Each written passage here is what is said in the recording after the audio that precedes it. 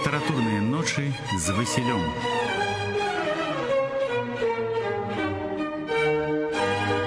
Всіх вітаю, цудоўныя, утульныя вам восеньскай ночы і беларусам, які жывуць у Польшчы, і тым, хто жыве па-ранейшаму ў Беларусі, ва Францыі, у Нікарагуі, ва ўсіх краінах.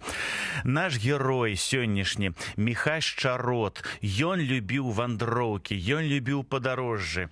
У адной са сваіх паэмаў «Чырвонакрылы вяшчун» ён сеў на самалёт і ляцеў над сёй планетай Зямля, глядаючы кожны куток, і ўсім вказаў сваё такое брутальное пролетарское прывітанне. Сёння мы акурат і будзем гаварыць пра гэтага вельмі папулярнага, вельмі файнага, вельмі яркага ў прамым сэнсе гэта слова паэта, драматурга, актора, культурніцкага дзеяча, рэдактара.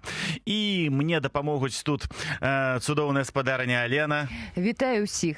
Файная спадарня Александра, якая нас здымае з усіх мабільных тэлефонаў. Вось і цудоўны Ян Ланге за пультам гукарэжысёра. Усіх вас вітаю, усіх я рады бачыць, рады чуць. І мы пачынаем. Сёння мы толькі будзем называць Міхася Чарота часам Чарот, але збольшага Міхась Кудзелька. Гэта яго сапраўднае імя і прозвішча. І ён до 1921 года зазвычай так і падпісваўся Міхась Кудзелька. А сёння у нас будзе такая тэма больш тэатральная, таму што пачынаў ён збольшага ось у 18, 19, 20, 21 годах менавіта як такі яркі, цудоўны тэатральны дзеяч, прытым такого сінкрэтычнага плану. Бо ён і пісаў п'есы, ён іх і рэжысіраваў, ён і іграў. Словам, ён быў зоркай беларускага тэатра гэтага цікавага, яркага перыяда у нашым культурніцкім полі. І таму ён будзе Кудзелькай. Хаця ва многіх ва ўспамінах ён будзе праскокваць як Чарот, таму выбачаемся. Ну так што, мы пачынаем, і акурат музычнае наша суправаджэнне таксама будзе тоеснае нашаму герою. Кампазітар у нас сёння будзе знакаміты славуты Джон Лорд. Ён вядомы тым, што ён быў клавішнік гурта The Purple, а яшчэ вядомы сваімі нечаканымі эксперыментамі. Ён першы, хто ў 1969 годзе спалучыў сімфанічную музыку і рок-музыку. Ён, як і Міхась Чарот, як і Міхась Кудзелька, ён любіў спалучаць неспалучальнае. Ён таксама быў лідарам музычнага працэсу ў 60-70-е гады. Ён таксама пачынаў, дарэчы, як актор і вучыўся на актора. Да яго гарнулася моладзь. Ён быў заўсёды ўплывовы. Ягоная музыка вызначалася такой падкрэсленай песеннасцю, а паэзія наша героя таксама была вельмі такая песенная. І ввогуле Міхась Кудзелька, ён цудоўна спяваў, меў файны барытон, і ў кожным яго вершы, і ў кожнай яго п'есе абавязкова нешта ёсць такое ад песні. Вось. Таму яны шмат у чым блізкія. І таму сёння мы будзем слухаць таксама, акрамя цікавых фактаў пра жыццё наша класіка, будзем слухаць музыку Джона Лорда розных часоў, 70-х, 80-х, 90-х. І распачнем мы з таго, што, хаця б абазначым, калі наш герой, калі наш Міхась Кудзелька нарадзіўся. А нарадзіўся ён у такім сціплым мястэчку Рудзінск 25 кастрычніка. А калі быць дакладным, то па новаму стылю гэта 7 лістапада, і гэта субота. Нарадзіўся ён 1896 годзе у вялікай шматдзетнай сялянскай сям'і, дзе радасці было няшмат. І вось хай нам Джон Лорд праілюструе сваёй такой меланхольнай паваннай, кампазіцыя «Паванна» 1976 года, праілюструе гэтую адсутнасць радасці, адсутнасць свята. Калі ласка, Джон Лорд, «Паванна».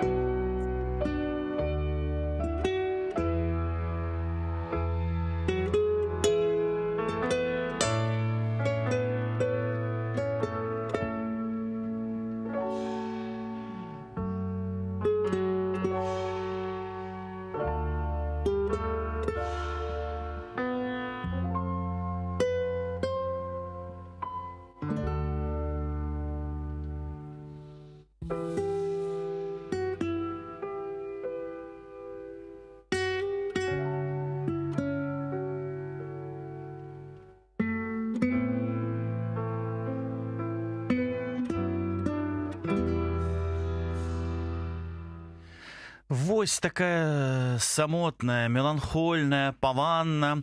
І жыццё было таксама вот эта паванна музыка, як быццам як неба, якое вось усё ў шэрых хмарах. Дажджу няма, але ў любую секунду будзе дождж. Мы сёння, калі днём за Ленай выходзілі, у такія хмары былі, мы чакалі гэтага дажджу, але, дзякуй Богу, не было.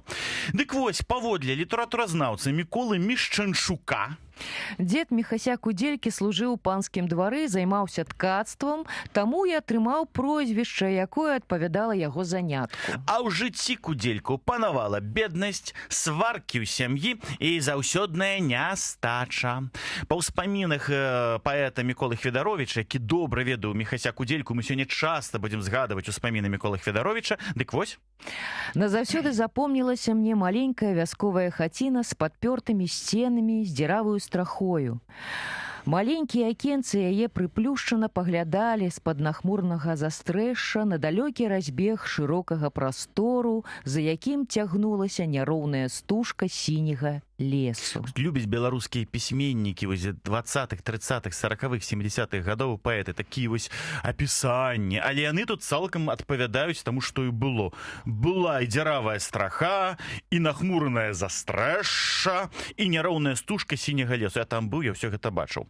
Сам паэт у аўтабіяграфіі згадаваў, што сям'я яго была вялікая. Жылі яны, як ужо было сказана, надзвычай так бяднотна. Быў голад, холад. Ну і, безумоўна, з-за гэтага ўсяго там не было міру, а была лаянка, і была такая нават вайна, калатнеча ў хаце. Вялікая сям'я Кудзелькаў ужо з першых дзён вясны не мела свайго хлеба. Бацька яго заўсёды гаварыў мацеры. Ось добра было б, каб не трэба было ввогуле чалавеку есць. Ось каб он мог жыць тады вальней на свеце, без хлеба, без нічога, як некі такі камень, валун. От стаіць сабе, не есць, і добра яму. Маці ледзь стрымлівалася ад сваркі.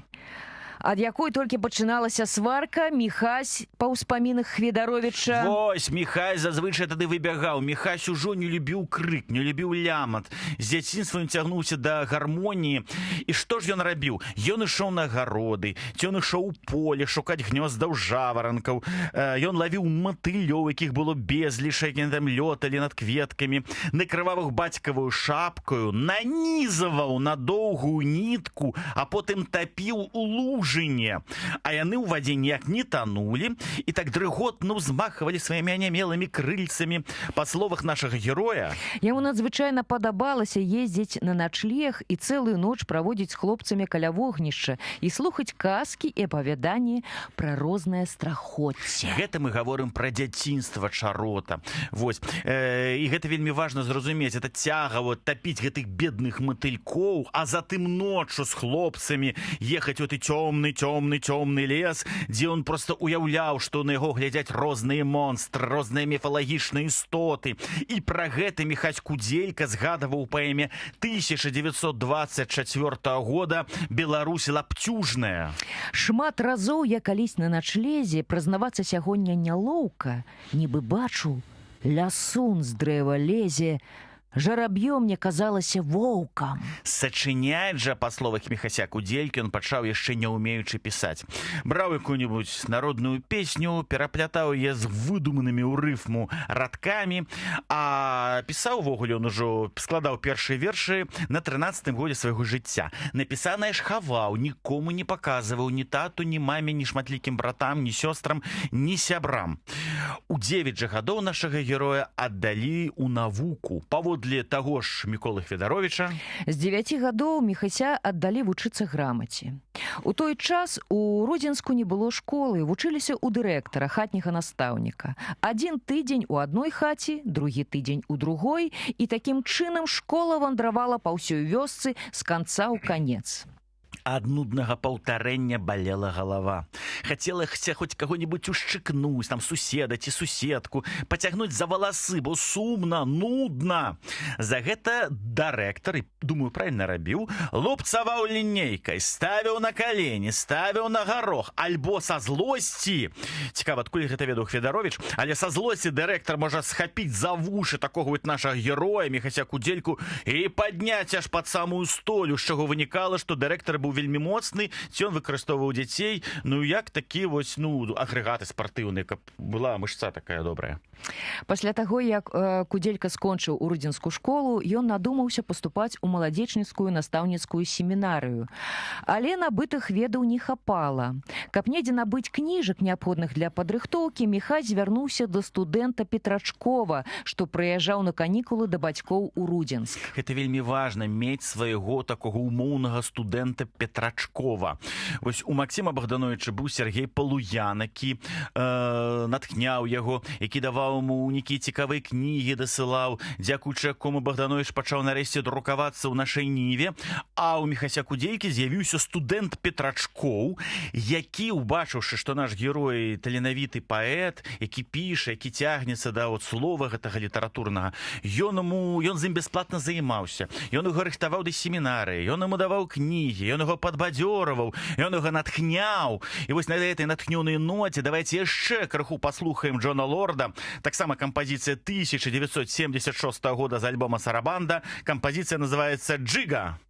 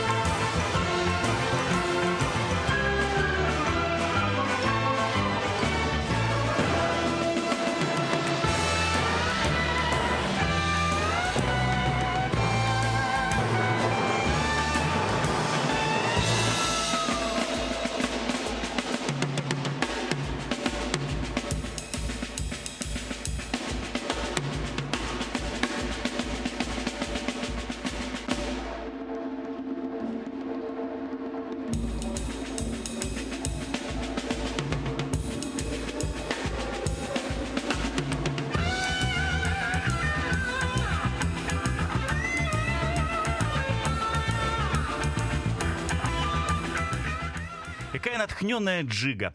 Вось так жа і Міхась Шчарот. Ён пачынае ва ўсё актыўна складаць вершы.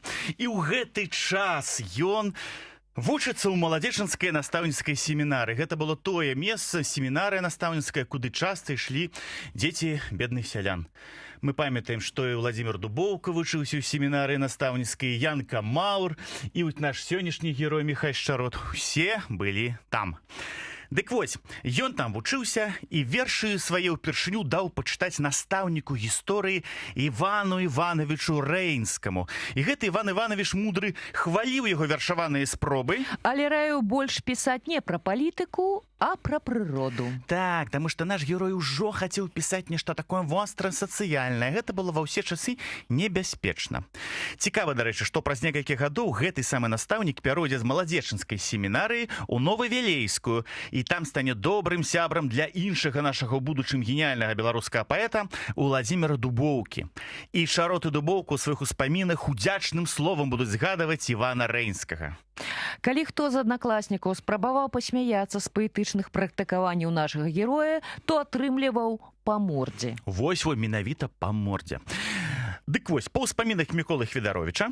Чутка аб тым, што Кудзелька займаецца сачыніцельствам, усё больш і больш распаўсюджвалася сярод студэнтаў і настаўніцтва. Сынок аднаго дзятлавецкага ляснічага, Ларывонаў, на перапынку ўскочыў на парту і продекламовал. Пишет бедный сочинитель, всех пороков обличитель, видит всяческий порок, сочиняет, учит впрок. Одного я не пойму, дело то и воль уму. Клас зарагатаў. Усе паглядзелі ў той бок, дзе сядзеў Міхась. Ларывонаў саскочыў з парты і, падбегшы да Міхася, хацеў пакласці перад ім памфлет. Але не паспеў аглянуцца, як атрымаў добрую аплявуху. Увесь зал зашумеў.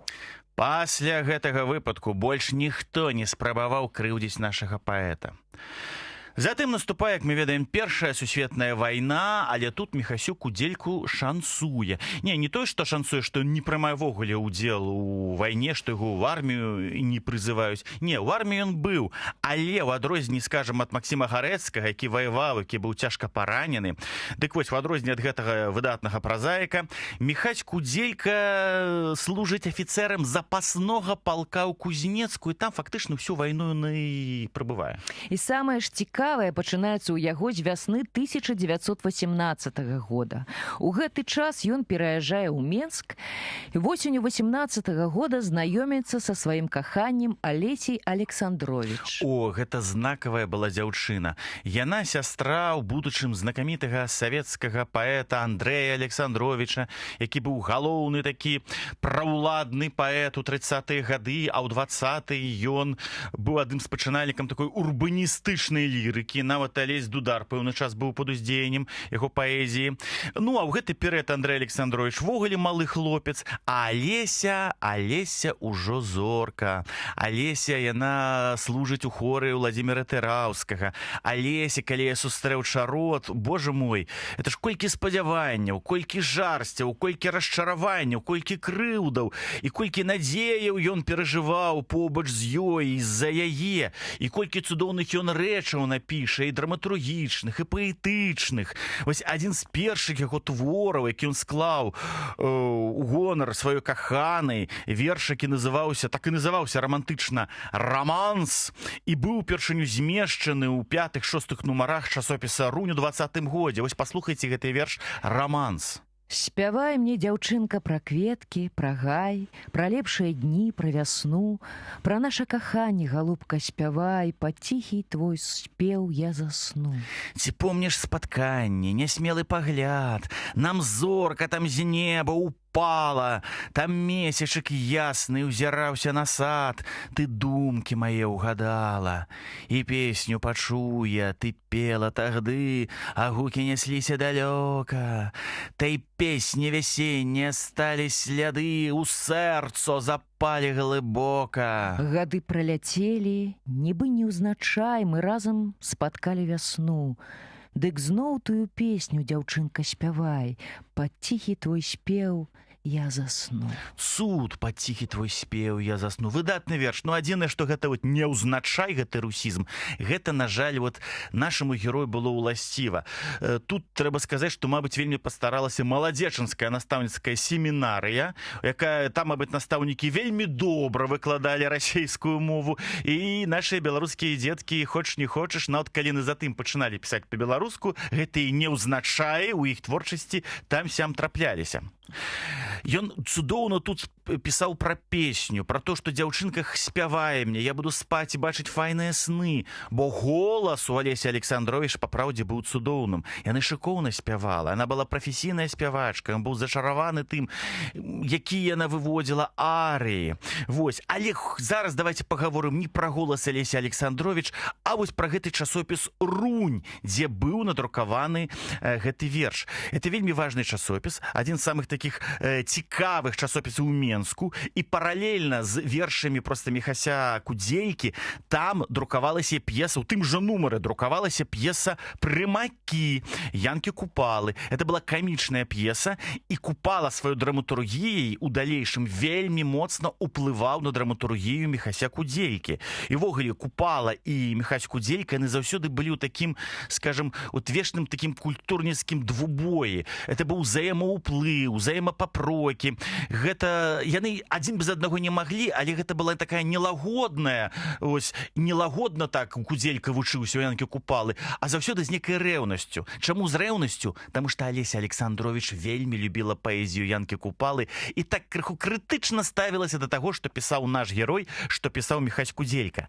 Таксама на старонках Руні друкаваў свой праграмны вялікі артыкул «Тэатр на вёсцы» Францішак Аляхновіч. І ў гэтым артыкуле ён вучыў тагачасных маладых нашых нацыянальна арыентаваных беларусаў, як можна стварыць тэатр. Просто з нічога, з чаго пачынаецца, як трэба п'есу разбіраць, як дэкарацыі ставіць, якім павінен быць суфлёр, як все павінна быць. І Міхась Кудзелька, калі ставіў свае спектаклі, вучыўся у Францішка Аляхновіча. Ну і трэба завяршыць пра Рунь тым, што выдаўцом быў Вацлаў Іваноўскі. А Вацлаў Іваноўскі — гэта адзін з адраджэнцаў нашых. Ён адзін са стваральнікаў увогуле нашай новай Беларусі. Ён з тых, хто стварыў першую нашу партыю палітычную ў канцы 19 стагоддзя. Ён арганізаваў наше першае выдавецтва «Загляне сонца ў наша ваконца». Шмат што ён зрабіў, вось ён выдае Рунь. Ён вельмі любіць нашага героя. Вось і менавіта ў яго менскім салоне Міхась Кудзелька становіцца ўпершыню вот у гэтым перыяд у 19 годзе 20-м. Ён становіцца модным паэтам. У доме Івановскіх чарота акружалі жанчыны і прымушалі чытаць вершы.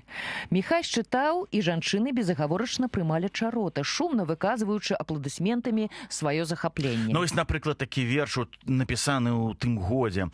Яна дрыжачаю рукою душы маёй кранула струны і падняла над галавою вянок поэта, дар фартуны, сказала: «Грай, поэт, без жалю, твоя хай ліра не заплача, вясёлы спеў пачуюць далі, а слёз і блізка не пабачаць». А слёз і блізка не пабачаць.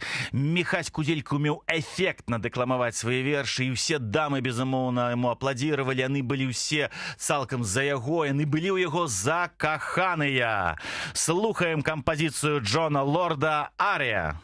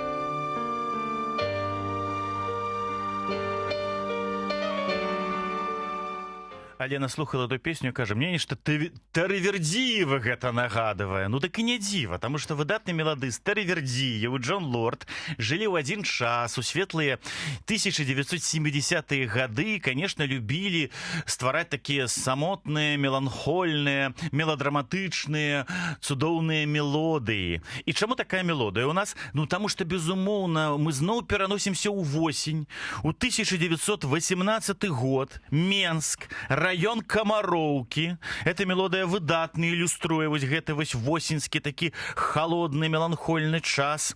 Наш герой ідзе па вечаровым Менску у прыгожа вышытай кашулі. Мама вышыла, чаго ж не зробіш для сына. Ідзе ён з такой радаснай бязмэтнасцю і раптам бачыць прыгожую юную і, калі быць зусім ужо дакладным, 14-гадовую дзяўчыну. І ён адразу ў яе закахаўся. Гэта і была Алеся Александрович.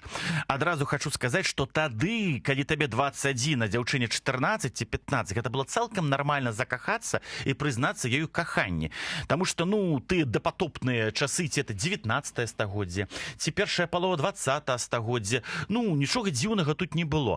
У герой нашай мінулай перадачы Вінцэнт Дунін-Марцінкевіч, калі яму было 21, і он таксама закахаўся ў прыгожую дзяўчыну Юзефу, а Юзефе было таксама 15. І праз год она стала ягонай жонкай, яны жылі доўга і шчасліва. Так што тут дзіва ніякага не было. Можна яшчэ прыгадаць Поля Гагена, які ў канцы 19 стагоддзя жыў на Таіці, яго была жонкай, у ёй было ці не 13 гадоў. Так што ўсё было як мае быць. Дык вось, наш герой Міхась Шчарот, бачыце гэту файную, цудоўную дзяўчыну, яна ідзе яму насустрач. Вось, ён разварочваецца, бяжыць за ёй. Вось, далей перадаем слова яго сябру, драматургу Евгену Романовичу. Проста на яго, на Чарота, ідзе невысокая, стройная дзяўчына з вачыма беларускай Мадонны. Ва ўсёй яе постаці, зграбнасць, пачуццё асабістай годнасці. Міхась пайшоў услед за дзяўчынай, не абганяючы, але і не губляючы яе з поля зроку. Так яны ішлі па драўляных тратуарах Камароўкі і падышлі да вялікага будынку, на фасадзе якога вісела шыльда «Беларуская хатка». Дзяўчына, не азіраючыся, увайшла, а Міхась прысеў на ганак, закурыў. Праз некалькі хвілін выйшаў невысокага росту круглатвары чалавек. А вось гэты круглатвары чалавек і быў легендарны Владзімир Тэраўскі, стваральнік беларускага хора. Ён паглядзеў на Міхася Кудзельку і захацеў купіць у яго ягоную тут цудоўную, прыгожа вышытую кашулю. Кудзелька адмовіўся, кажа, не прадам, альбо калі і прадам, то толькі з самім сабой, з гаспадаром. Вазьміце мяне да сябе ў беларускую хатку, а чу, як там выдатна вы спяваеце. Тэраўскі спытаўся, а ты што, таксама файна пяеш? Конечно, пяю. І прыгожым барытонам зацягнуў «Купалінка, купалінка». Праспяваў сваю купалінку, якую ён напісаў. Верш «Купалінка», дарэчы, склаў Міхась Кудзелька. Тэраўскаму вельмі гэта спадабалася. Ён кажа, ты прыняты, ты і твая кашуля просто узбагацяць наш хор. І гэта было сапраўды. Так, вось, калі Міхась Кудзелька зайшоў туды, ён быў шчаслівы, бо адной з харыстак была гэтая 14-гадовая Мадонна, якая зноў жа на яго нават так як бы і не зірнула. Пасля казалі, што гэта яна сказала Тэраўскаму, звярніце ўвагу на хлопца, які там курыць у прыгожай кашулі. Вось. Дык вось, з гэтага дня Міхась Кудзелька ўжо не проста бязмэтна бадзяецца па восеньскім Менску 18-го года, а ён харыст. І неўзабаве ўжо і гледачы, асабліва глядачкі, пачалі хадзіць на выступленне гэтага хора з яшчэ большым імпэтам, каб палюбавацца. І палюбавацца ў першую чаргу гэтым высокім, прыгожым, чарнявым харыстам з такім файным барытонам. Міхась Кудзелька быў шчаслівы працаваць разам з Тэраўскім. Настолькі шчаслівым, што нават напісаў артыкул, прысвечаны гэтаму хору. Он яго рэкламаваў на ўсю Беларусь. І гэты артыкул ён адаслаў у часопіс Францішка Аляхновіча «Беларускае жыццё», і той яго надрукаваў 9 лютага 20-го года. Вось мы вытрымкі з гэтага артыкула, які напісаў Міхась Кудзелька, і прачытаем. Беларускі хор пад кіраўніцтвам Тэраўскага пачаў сваю працу яшчэ ў студні месяцы 1915 года. У ліку 15 асоб пяўцоў-аматараў ён пачаў выступаць у менскіх шпіталях для хворых ваякоў, маючы ў сваім рэпертуары не больш 10 беларускіх народных песняў. Спачатку, ведама, публіка крытычна аднеслася да беларускіх песняў, але хор не пераставаў працаваць і з кожным разам все больш і больш знаходзіў для сябе прыхільнікаў, і вельмі горача віталі хор ваякі-беларусы, пачуўшы свае родныя песні. Яны пачалі даваць хоры свае вясковыя песні, і рэпертуар з тых часоў пачаў павялічвацца. У 1916-17 годах хор шмат даваў канцэрты ў юбілейным доме і яшчэ больш зацікавіў публіку. У тым жа 1917 годзе хор долучыўся да першага таварыства беларускай драмы і камедыі, і яго праца пайшла ў шырокім маштабе. Дзякуючы добрым варункам, у якіх ён знаходзіўся ў той час, лік асоб хору павялічыўся да 50 чалавек. Аб ім стала чутно не толькі ў Менску, а амаль па ўсёй Беларусі. У сучасны момант хор у ліку 40 чалавек працуе ў таварыстве працаўнікоў беларускага мастацтва, да якога далучыўся ў жніўні 1919 года. Рэпертуар яго цяпер абаймае болей за 200 беларускіх песняў. Частка з іх народныя песні, гарманізаваныя панам Тэраўскім. Частка ж уласнай яго музыкі. А ў апошнія часы пан Тэраўскі заняўся ўкладаннем зборніка беларускіх ваяцкіх песняў для беларускага войска. Міхась Кудзелька нездарма узгадаў пра беларускае войска і нездарма так завяршыў свой артыкул, бо ў гэты няпэўны час для беларускай дзяржаўнасці 1920 год усе свядомыя беларусы маралі аб стварэнні свайго войска. Яго імкнуўся арганізаваць Алесь Гарун, а Янка Купала і Збітрок Бядуля складалі адпаведныя ваяцкія песні. Наш жа герой у гэты час складаў сапраўдныя вершаваныя хваласпевы хору Тэраўскага. Гэй, спявай жа мацней на прадвесню, мо хутчэй да нас прыйдзе вясна. Спявай родную, пекную песню, будзе край наш ад цяжкага сна. Няхай песня далёка нясецца, хай разбудзіць таго, хто шчэ спіць. Ва ўсіх тагды сэрца заб'ецца, не захочуць далей гэтак жыць. Аб мінулым нам песня гавора, што і мы калісь вольна жылі. Да ік спявай жа пра радасць і гора, роднай песні хоць нас весялі. Захавалась яна пад прымусам, як жылі ў няволі ў пярот. Калі песня жыве беларуса, будзе жыць беларускі народ. І ў гэты самы час Міхась Кудзелька, ствараючы хваласпевы хору Тэраўскага, ён пачынае цікавіцца тэатрам, і ён становіцца зоркай беларускага вадэвіля. Прытым як актор, як драматург, як рэжысёр. Пра гэта мы пагаворым, калі праслухаем кампазіцыю Джона Лорда «Капрыз».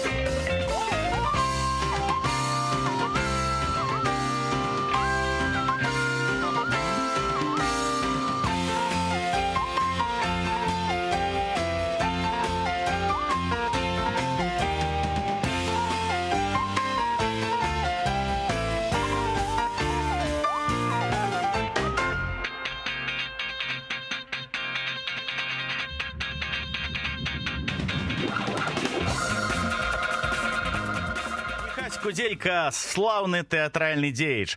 19-20 год. У гэты час нас радуюць сваімі спектаклямі, яркімі вадэвілямі Владыслаў Галубок, страшнымі драмамі і таксама цудоўнымі гарадскімі камедыямі Францішак Аляхновіч і сваімі файнымі народнымі фарсамі Міхась Кудзелька.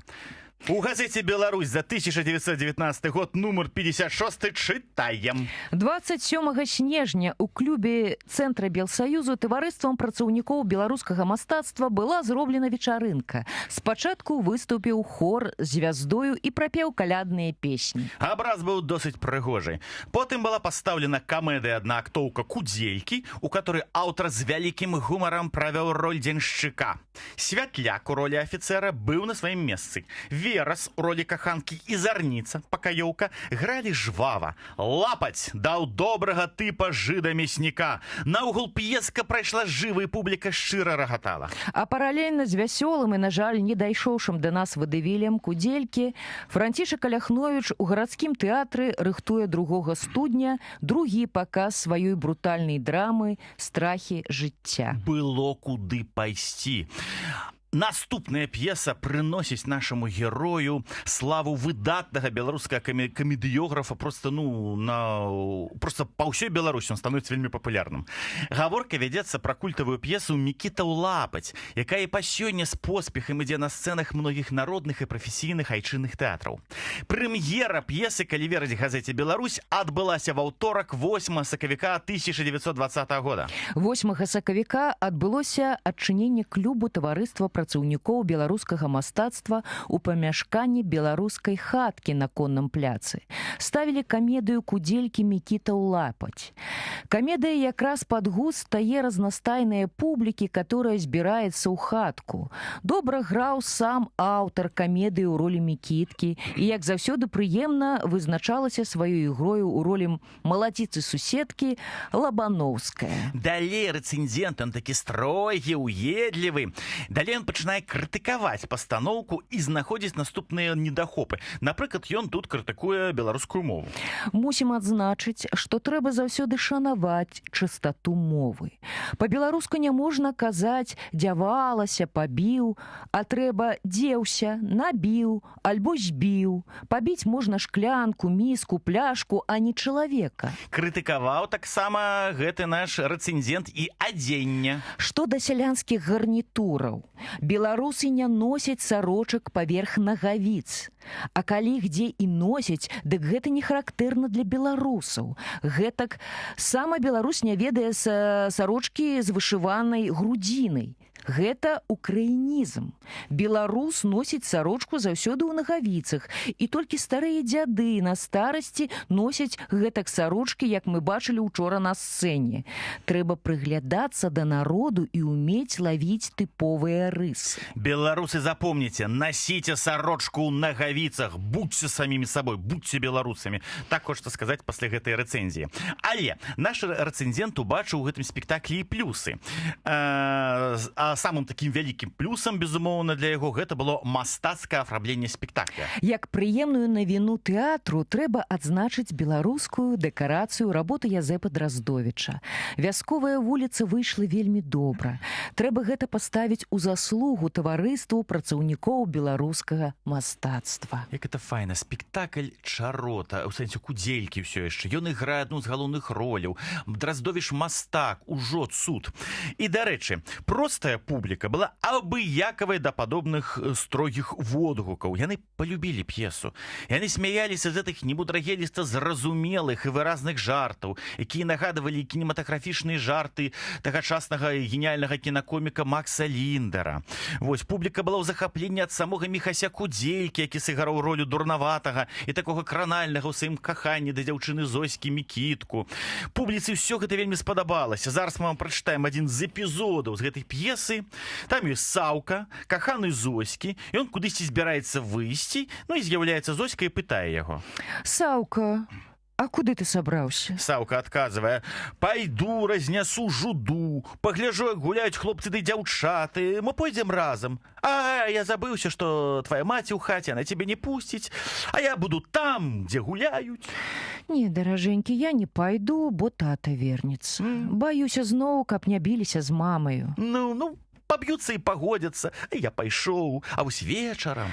А вечарам я буду. Я толькі чакаю вечара. Толькі не пазніся, памятай. Не, ну як я могу спазніцца да свайго шчасця, ніколі не спазнюся, ніколі не буду марудзіць. Ну, бывай, пайду павесялюся, выходзіць, пайшоў. Бывай, бывай, мой саколік. Гуляй за мяне, а я застануся ў хаце і буду чакаць вечара. Ох, хутчэй бы сонейка хавалася і зоркі на небе ўбачыць. Не так хутка, яшчэ рана, эх. Зоська хаваецца і з'яўляецца Мікітка, якога акурат і іграе Міхась Кудзелька. Ён ідзе, прыгаворвае. Хлопец ловіць, пацалуе і нікому не шанцуе. Ла-па-па-па-ла-па-пам. Ну што ж, пайшоў Саўка на ігрышча, значыцца, смела можна ісці гуляць за Зоські. Так, трэба і занесці яблыкаў. Вымае з-за пазухі яблыкі. Ох, яблычкі мае папацелі. Увесь дзень за пазухай лежачы. Так, толькі каб не даць ёй кіслага, а то учора, як вчора, шпурнеў мне ў галаву гэтым яблыкам. Кусае яблык. Не, а ты кислы. Так, мне быццам дзішка някая папалася. Плюе. Так, а гэты як? А то як палын пячэ. О, гэты лепшы кусаеш разок. Як цукар яшчэ разок. Які смачны. Всё, дам вот гэты яблык, гэты агрызачак дам Зойсцы. Ідзе ў хату да сваёй каханай. Ці пашанцуе Мікітку цікава. Не пройдзе хвіліна, як ён зайшоў у хату, і адтуль чуецца разгневаны голас Зоські. А то я як скажу Саўку, што? Вось як дам гэтай чапялою. Мікітка выбягае. Ой-ой-ой-ой-ой-ой! Выбягае, а Бора ўчапілася ў дзверы. Ён падае. Ай, стой, а Бора ўчапілася! Зрывае лапаць, уцякае здалёку. Пайду Саўку скажу, што не хочаш са мной цалавацца. Ай-яй-ой, бацька ідзе! Уцякае! Слухаем пару секунд кампазіцыю Джона Лорда «Піано» і расказваем далей пра Міхася Кудзельку.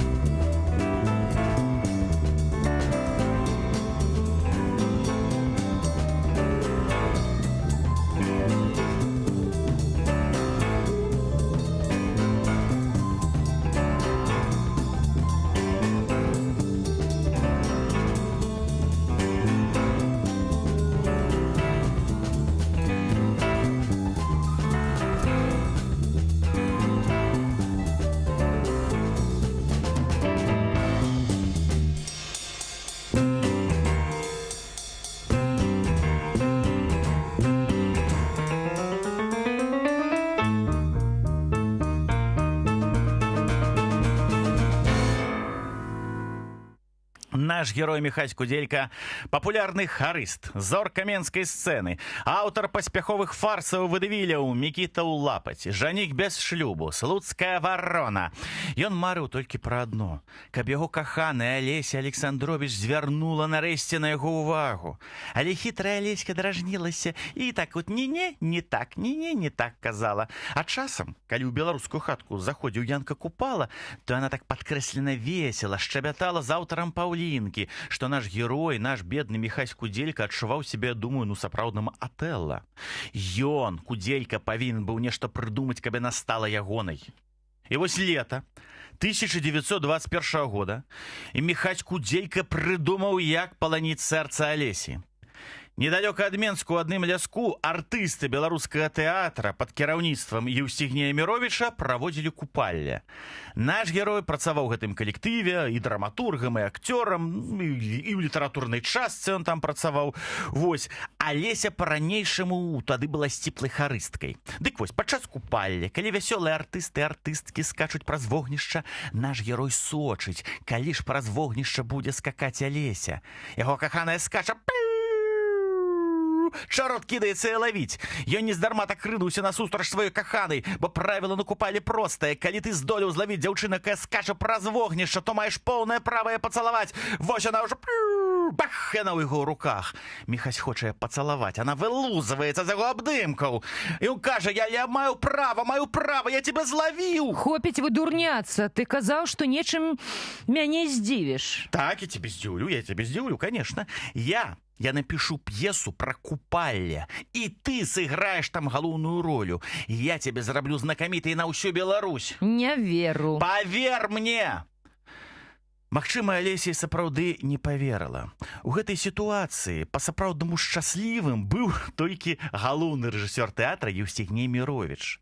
І гэта не дзіўна. Міровіч, які ў 10-е гады жыў у Петербурзе, быў увогуле папулярным петербургскім артыстам, які напісаў такія камічныя скетчы, як «Вовочка приспособился», «Театр купца Епішкіна», які волею лёсу ў 19-м годзе трапіў у Беларусі, там застаўся, а затым узначальваў наш тэатр. Дык вось, яму вельмі быў патрэбны хіт. Яму патрэбна была нацыянальная яркая пастаноўка. І такі чалавек, як Міхась Кудзелька, які даў яму п'есу на купальне, дзе былі і песні, і скокі, і народныя танцы, і лясуны, і русалкі, і каханне, і выратаванне каханы ў апошнюю хвіліну, і меладрамы, і камедыя, ўсё разам. Гэта была для яго сапраўдная знаходка. Адзінае, што ён не хацеў, каб галоўную ролю выконвала нікому невядомая харыстка Алеся Александрович. Але Міхась Кудзелька проявил свой характер. Он сказал, не будзе Олесей, не будзе п'ес, я вот зараз спалю на этом купальскім агні. І Еўстігней Міровіч пагадзіўся, подумал, добра, хай іграе, паглядзім. Увесь ліпень і жнівень шла напружаная праца.